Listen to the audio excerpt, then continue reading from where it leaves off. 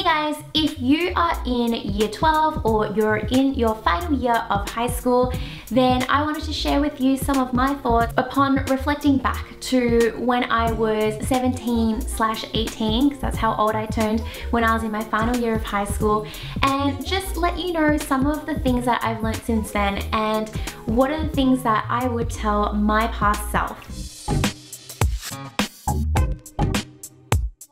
So basically, if you haven't seen any of my previous videos before, you'll know that I come from a very stereotypical Asian family background, and I was a very stereotypical Asian girl, one who studied really hard, got heaps of tutoring outside of school, which I believe for Americans, you guys generally don't get tutors, but in Australia, everyone gets tutoring no matter what skill set they're at, because it's so competitive and having tutors just gives you that extra edge to beat the competition. I also did the typical Asian subjects, so science like chemistry. I did normal maths but also advanced maths where you're studying vectors and imaginary numbers, things that I definitely have put away into the past. I do not use those in my modern life.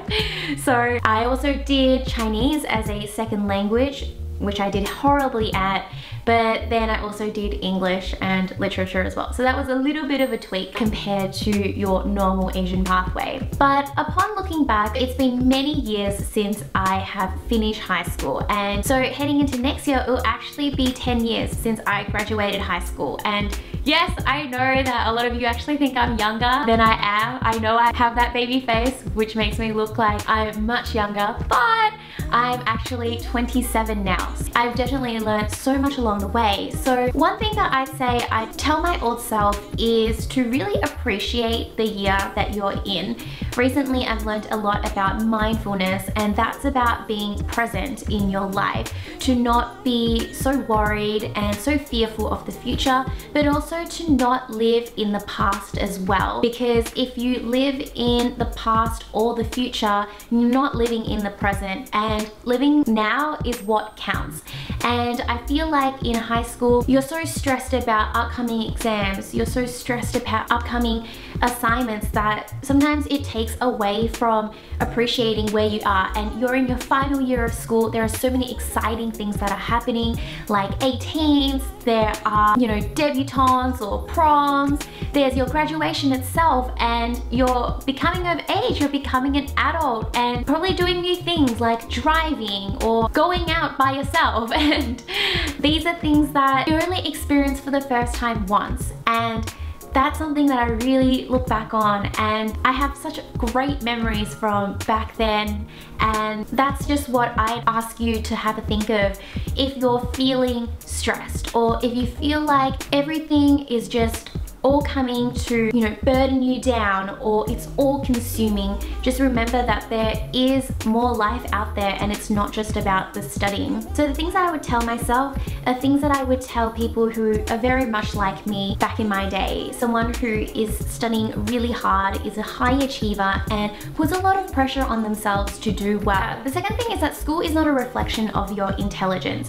I remember back in year 12, everyone would always compare their scores, and at the end of the year, you get this 4-digit number out of 99.95 in Australia. Everyone would talk about what scores they get, and as a result, compare to each other, you know, whether or not that person was smarter than the other person. I think at the end of the day, that kind of stuff doesn't actually matter anymore once you get into the real world. So to not let yourself be entirely consumed in this process where you just are given a number at the end of the day. I think the number is a fantastic reflection to show you how well you study throughout the year, or how much effort you've put into your studies. But when you head into the real world, there's so much more out there that relies on not just your study habits, but more so your critical thinking, more so your problem solving skills. And these are things that sometimes they don't actually teach us in school. So to bear that in mind, and to realize that this is just one year where you have to really smash it out, but there is so much more out there. I think the biggest thing to come out of this is I wish I just enjoyed myself more.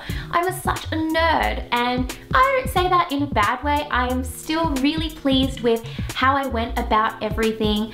But I think if I were to redo it again, I'd spend more time with my friends. I would spend more time with the people that I care about, and also more things that that I enjoyed. I quit so many of my hobbies when I went into my final years of high school so that I could study harder. And I really wish that I had those outlets when I was in year 12 so that I could have developed that balance.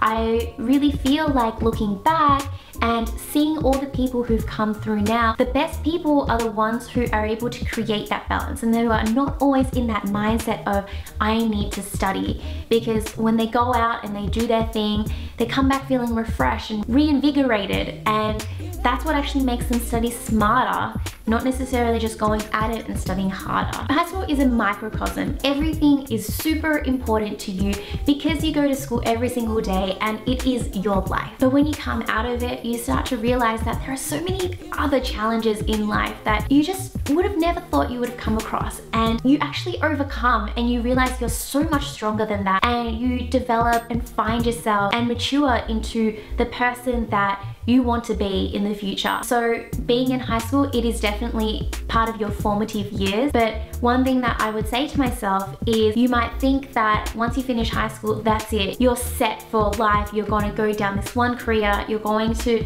become a pharmacist because that's what I wanted to be. If you wanted to see the story for that, then go for it. I'm no longer a pharmacist now. So you'll see that, you know, things just don't go according to plan. And so while high school can be the formative years for so many people, there is so much growth to be done afterwards. And personally, I found that my formative years have occurred within the last 5 years. So I don't know if this is something that helps any of you. I really hope that it does. It's just something that I am personally documenting and sharing to myself. If I were to go back in time, or if there was another dimension of me heading into high school or the end of high school now, what I would say to them, because I really wish that someone had said it to me and had given me that bigger picture of things so that I could have had an even better time in high school. Thank you so much for watching, guys. At this channel, I cover English advice and also study advice in general.